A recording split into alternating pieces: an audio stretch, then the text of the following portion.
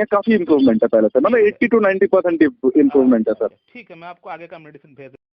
दोस्तों, आपने अभी ये जो कन्वर्सेशन सुना, ये हमारा और हमारा एक पेशेंट का है जिनको पिछले 2 साल से सेक्स रिलेटेड प्रॉब्लम थी। और आज इस वीडियो में ये बताऊंगा कि कैसे इनका सेक्स प्रॉब्लम हम लोगों ने सॉल्व किया, जो कि सिर्फ 2 महीना में लगभग 90% सॉल्व हो चुका है। वो कैसे सॉल्व हुआ, हमारा क्या अप्रोच रहा, हम लोगों ने इनको ऐसी कौन कौन सी मेडिसिन खिलाई जिससे कि इनका प्रॉब्लम एकदम जड़ से समाप्त हो गया, तो आज इस वीडियो में हम लोग ये जानने वाले हैं। तो मैं डॉक्टर सुप्रियोता और आप सभी का फिर से एक बार बहुत बहुत स्वागत है मेरा इस YouTube channel homeo care tips पे। तो दोस्तों, ये जो पेशेंट है ये हमारे पास आए थे लास्ट ईयर दिसंबर में ऑनलाइन कंसल्टेशन के लिए। इनको भी वही कॉमन प्रॉब्लम्स थी जो कि सेक्सुअल प्रॉब्लम्स के अंतर्गत देखी जाती है, like erectile dysfunction, premature ejaculation, lack of libido. तो यही सब प्रॉब्लम्स ये पेशेंट भी फेस कर रहा था। और मेरे पास आने से पहले इनका बहुत जगह से इलाज भी चला।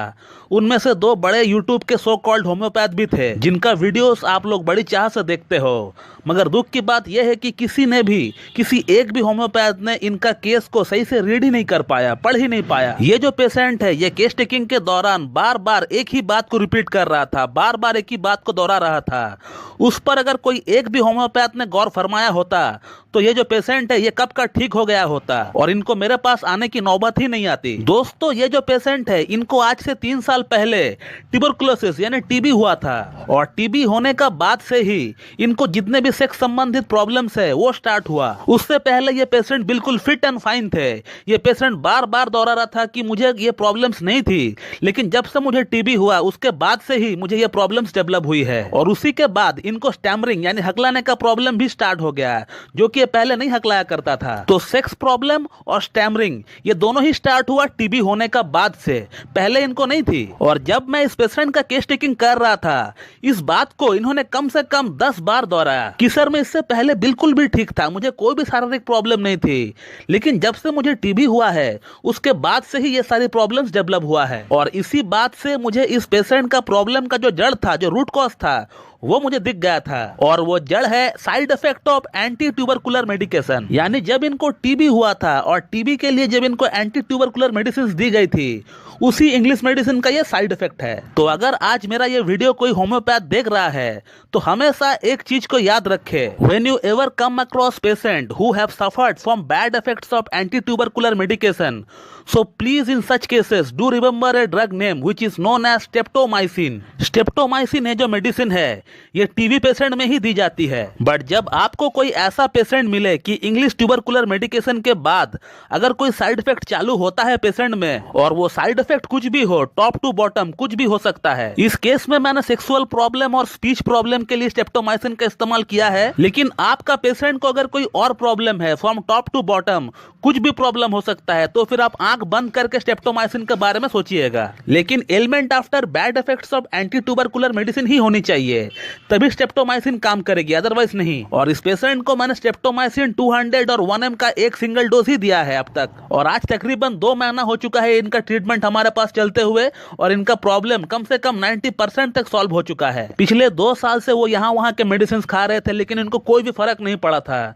लेकिन हमारे पास सिर्फ 2 ही महीना ट्रीटमेंट इनका चला और इनका प्रॉब्लम कम से कम 80 to 90% सॉल्व हो गया। और इसी के साथ इनका जो स्टैमरिंग प्रॉब्लम थी, जो हगलाने का प्रॉब्लम थी, वो भी कम से कम 60 to 70% सॉल्व हो गया। मैं फिर से चाहूंगा कि आप लोग इस पेशेंट का फीडबैक एक बार पूरा सुने। हेलो जी, मैं बोल रहा था जी। डॉक्टर दत्ता जी जी जी। आपका जो ट्रीटमेंट चल रहा है हमारे पास, इरेक्टाइल डिस्फंक्शन, प्रीमैच्योर इजैकुलेशन का, इन शॉर्ट अगर मैं कहूँ सेक्स प्रॉब्लम का जो ट्रीटमेंट चल रहा है 2 महीना से, उसमें कितना इम्प्रूवमेंट आपको हो रहा है? जी डॉक्टर साहब, जो आपका जो मेरा जो चल रहा था दवाई वगैरह, वो तो चल रहा था दिसंबर से, तो बहुत ही अच्छा उसका फीडबैक है मेरे तरफ से। अच्छा। अभी काफी इम्प्रूवमेंट मेरे को इसमें दिख रहा है। अच्छा। पहले जैसे कि काफी दिक्कत था, काफी ये सब मामला में मैंने तो आपको सभी कुछ शेयर किया है। हाँ, शीघ्र पतन का हाँ लैक ऑफ। अभी जो है अभी जो डॉक्टर साहब अभी क्या हो रहा है कि अभी फिजिकल इंटीमेसी का डिजायर बढ़ रहा है, इरेक्शन रह रहा है देर तक, मतलब बहुत सारा पॉजिटिव चीज हो रहा है। अब पहले जैसा नहीं रहा, स्पर्म काउंट भी बढ़ रहा है, काफी अच्छा है। पहले जैसा दिक्कत नहीं है, काफी इम्प्रूवमेंट है पहले से, मतलब 80 to 90% इम्प्रूवमेंट है सर। ठीक है, मैं आपको आगे का मेडिसिन भेज देता हूँ कल। ठीक है, ठीक है, थैंक यू। और इस महीना मैंने इस पेशेंट को स्ट्रेप्टोमाइसिन 10 mg का एक सिंगल डोज अभी तक दे दिया है। तो इस वीडियो में आपने ये देखा कि कैसे एक सटीक होम्योपैथिक ट्रीटमेंट की मदद से सिर्फ 2 ही महीनों में impotency, erectile dysfunction, premature ejaculation, lack of libido, semen की क्वालिटी सभी में इंप्रूवमेंट लाया गया है। जबकि किताब में कहीं पर भी स्ट्रेप्टोमाइसिन के बारे में ये नहीं बताया गया है कि ये सेक्सुअल स्पेयर में काम करती है। तो यही है क्लासिकल होम्योपैथी, यही है इसकी खासियत, यही है इसकी सुंदरता।